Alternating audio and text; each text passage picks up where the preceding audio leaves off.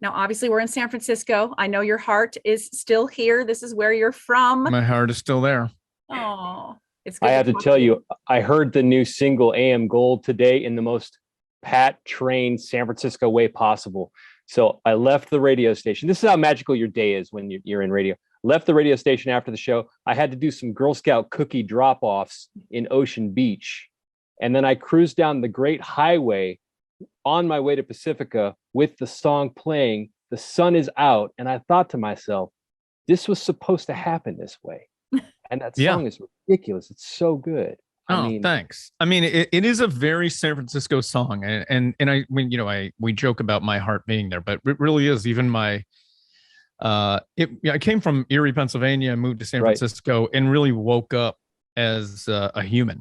And I wanted this song to be San Francisco, but like a retro part of, this whole album is retro. It's like got R&B and yacht rock and disco, and it should feel like an AM Gold album from the past. And this song is about self-love, which is very San Francisco to me. Mm-hmm. And I wanted to include the fact that, it's not just a he-she world. This is a they-them world that we live in. And you're surrounded by that, and I'm surrounded by that, and everyone is. And they should feel self-love. And so this song is like, if he don't love you no more, and she don't love you no more, they don't love you no more, turn around and love yourself. We're good. Yeah. Let's go. Yeah. I was telling Sandy on the air yesterday, for or a couple days ago for Valentine's Day, my daughter bought those little hearts with the little messages for her class. She's in second grade, and she had addressed a box to herself. It said, "To me, love me." And I Yeah. and I looked at her and I said, "You know what? It's okay to love yourself. Let's keep right. on that theme. I like that. I like that a lot." Yeah, it's important. And then you have other people that will love you too. You just need absolutely. you need to find out where they are, and they're usually on a dance floor somewhere, is what I found. Mm-hmm. Well, this year is already starting off better because I think obviously, we keep hearing the word endemic, so let's just keep on that positive trend. Yeah. But new album, AM Gold, same title, coming out in May, and a tour with now you're touring with your friends, Jewel, and I believe it's Blues Traveler, correct? That's right. Yeah. Okay, and they're coming along the way with you. Yep, and we'll be in Concord. We'll be at Shoreline. It's going to be something else. I can't wait till people can hear the whole album, because then that's when we discover what kind of show we should put together. Because a lot of people don't even make albums, as you know, but right. I don't make records for the TikTok generation. I make records or albums for my generation. And so we'll be able to find out very quickly what songs are resonating with people, so we can make that part of our show. Because no one wants to hear, a whole new album, but having a few songs that they love from the album is always good. But Pat, you're so good on TikTok. Like, I'm terrible at TikTok. Oh, I'm not good. I fake it. I have a 13-year-old daughter, and they're born professionals at it. So she just guides me through. She showed me one that I did the other day, and she goes, "Okay, Dad, see this face? Creepy face. Don't do this one. This face, better. Do this face." And I was like, I don't want to do any faces on TikTok. we always joke about that on the air. Guys of a certain age, like once you hit about, 35 or 40, you have to actively work at not looking creepy. You have to it doesn't come for some reason. I don't know why. For some reason, it doesn't come natural anymore. Trying to pursue a career or a stardom on TikTok at my age would be a terrible mistake. It'd be like me trying out for the 49ers. Yeah, same. So anytime there's a new trend, do you feel pressured to, because I'm so rebellious. I'm like, I don't want to dance. I don't want to, but I know that's what people like, Yeah. Well, I do a little bit of it but I only do the parts that come naturally. Like it has to be authentic. Like I like to dance. Like my wife just turned 40 a couple weeks ago on a Thursday night. So we rented out this place and we just danced for 4 hours. And it was, we danced to AM Gold and drank champagne, and it's beautiful. It was super fun, and it's something we love to do. So it's not terrible occasionally to do TikTok, but if you're trying to, make money or get 1 million followers, I'm probably out. I just don't have that kind of energy. Well, also you've put in the time. You know what I mean? Like, yeah, you've been doing this. Yeah, I've done it. I'm good. I'll be fine. I'd rather sing songs for you guys on stage.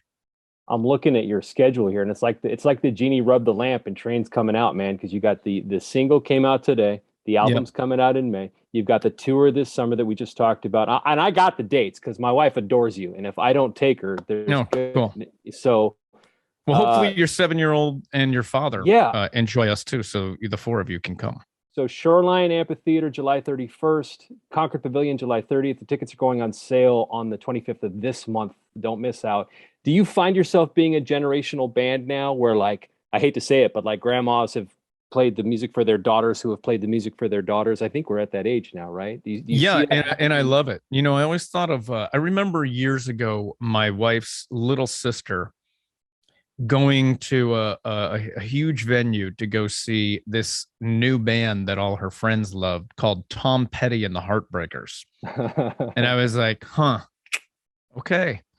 And I'm hoping that maybe that'll be this album for us, is that maybe some high school kids will be like, man, I didn't even know these guys until this record. And that sounds just like nothing but fun to me, that people my age and older and much younger can all enjoy the same show. One of the things I love about Train albums too is it's like picking up a novel. To your point, like it's not a TikTok thing. It's a whole, each album is like a story. So to me anyway, so tell me about like what kind of story the new album is going to tell. What was the kind of the crux It's an interesting story, to be real honest with you. I made a shift while we were making the record because this Train fan, a long-term woman that I love so much, she wrote me a DM and said, you know, we're all really happy for you that you love your wife and your life, but we're not all living like that. So let's get back to the old stuff.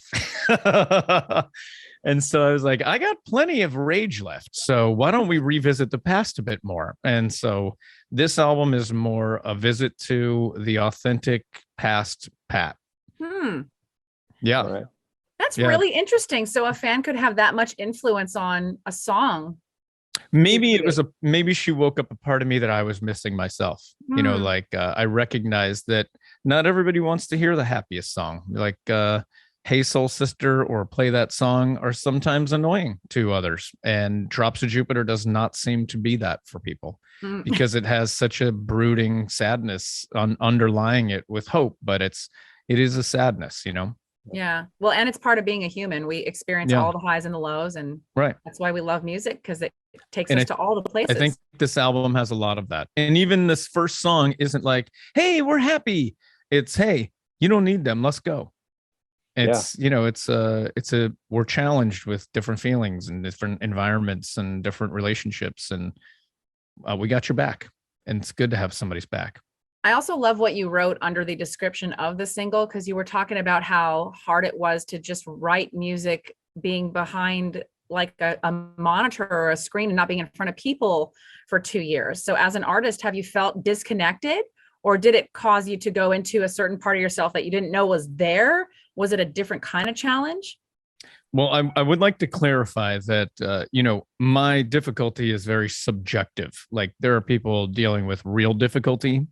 Me saying songwriting's hard is very subjective, but it was hard writing songs very disconnected from the people that you're writing songs with, because we would Zoom, talk about music, and then I would be alone to write all the words and melodies and try to write a story and everything. And then we would Zoom again, and I would send everybody snippets of here's what I'm thinking, and it'd be like, all right, cool, but you know, what about this or whatever. And then that process is so not interpersonal, and I had to figure out how to make it personal. And it took a long time. I kind of fought against it for a year, thinking things would change and that we would be where we are now long ago. But it didn't work that way. And so I had to get used to it, as you guys have. Yeah. But now the album, is it something that you're like, damn it, I am proud of this? Like we worked hard for this. Oh, yeah. But you know, this is I read a quote the other day that my manager sent me, because he's like a coach. And there was a quote that it was by a director, and he said, you know, if you make a movie that you love, then you've already won. But if you make a movie to make money and sell tickets and it fails, then you lost before it even went up to the public, because it should have been out of love that you made the movie. And this is that. So if people don't care, I'm going to be just fine, because I know that I love it. But I do think people will care because it comes from that place. Sure. I That's love an awesome perspective. the stuff that you still do to stay connected to the community, like the Save Me San Francisco Wine Company benefiting Family House, which is right down the street from the radio station. Yeah. If you don't know about this organization, I have a buddy whose wife had cancer, and they house kids and families that just, they need that support at UCSF. They got no place to go. They needed to be convenient, and Family House took my friend and his wife immediately. So yeah, it's so much more than that. Like, if you ever get 2 hours where you could just go visit, the one word that comes to mind that Family House has provided these families is dignity. They have a room that, as soon as you walk in, you go into this room so that you can cry and take a breath and realize all of this stuff from the past and the future and present, and you can let it all catch up with you, so you can just fight for your child at that point. It's because you're just realizing, okay, I had to quit my job. My child is, very, very sick. I don't know if these things are going to work. And then you realize, but this group of people, they're going to help me. Yeah. And that is so beyond words. If you ever get a chance to go there, it's definitely a place to find out. I mean, if you want to be a great human being, just go watch how to do it. Yeah, literally, Family House is your village. To your point, like, they take that bear off your shoulders. Yeah, they really do. And you've got or a lot as much of it as they can, Yeah, you've got a lot of other side projects too. The Christmas special, the Christmas in Tahoe. Was that like your movie debut? How did that go? It was my movie debut. I've been in some TV stuff, and we weren't able to shoot it in Tahoe because there were fires during the shooting. So we shot it in Vancouver and in Whistler in Canada. And it's all based on our Christmas album called Christmas in Tahoe. And so maybe I'll make more Hallmark movies. Maybe I'm the new face of Hallmark. I don't know. I never know. Not? Why not? Why not? And then you just did the Pro-Am too. You've been doing that for a while? The what? I didn't do that. I didn't golf in the AT&T this year. My wife turned 40, as I said, the same Thursday that the tournament started. And so I told the guys, hey, I love golf, but not as much as I love this lady. So I'm going to take this year off, and hopefully you'll invite me again. But if not, have I been under a rock? I did not know you were such a big golfer. Well, I in the last 6 years, that would have been my 5th Pro-Am. In the last maybe 6 or 7 years, I've wanted to try to get good at it. And so I've become mediocre, but I was very bad. You got to start somewhere. Yeah, you got to start somewhere. I just went skiing on the weekend, and for the first time in 2 years, and I only fell once. Marcus is skiing in a couple weeks, so you never know. It could be a black diamond someday. Yeah. Did you go to Tahoe? I did. Yeah, beautiful. Love it. Oh my God. I went to Palisades, formerly known as Squaw, but good Lord. Yes, sure. Obsessed. Yeah. Now, have you picked up any side hustles here during the pandemic? Any plan Bs, extra cash? Plan B? Are you seriously asking Pat Monahan? No, I'm saying, did you figure out you're really good at making sourdough bread or banana bread or any of these other things? I did see there was a bunch of that. There are people who I discovered that so I put $100 on this box for the Super Bowl and won $2,500. So maybe I'm a future gambling addict. Did you do any of the exotic prop bets? Like I put $25 on whether or not Tupac would come out as a hologram. Didn't win that one.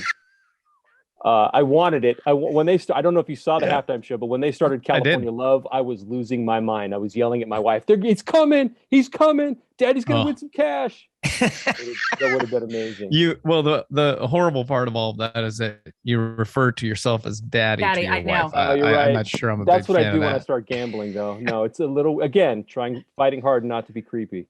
I said that to my wife once. I was like, "Oh, here comes dad," and she never, ever, not again, not ever again. Stopped you right in your tracks there. All right, so Yeah. Train's got the new single out today, AM Gold. Go check that out. The album, also called AM Gold, is out on May 20th. These are dates you need to know. This is the first studio album in 5 years. And then catch them on tour, 2 spots in the Bay, Yep. Concord Pavilion and Shoreline. This will be in July. And if you're a Train fan, and most of us are, tickets go on sale on the 25th. Pat, thank you so much, dude. Thank you guys. Always Marcus, appreciate Sandy, it. thanks so much for spending your time with me, not just today, but over the years. Yeah. Can't wait to get back to San Francisco and everywhere else in the Bay. Yay. We'll have some wine with you when you come here. Absolutely. I wouldn't have it any other way. Aw. Take care, dude. Thanks. Thank you. Great. Thanks.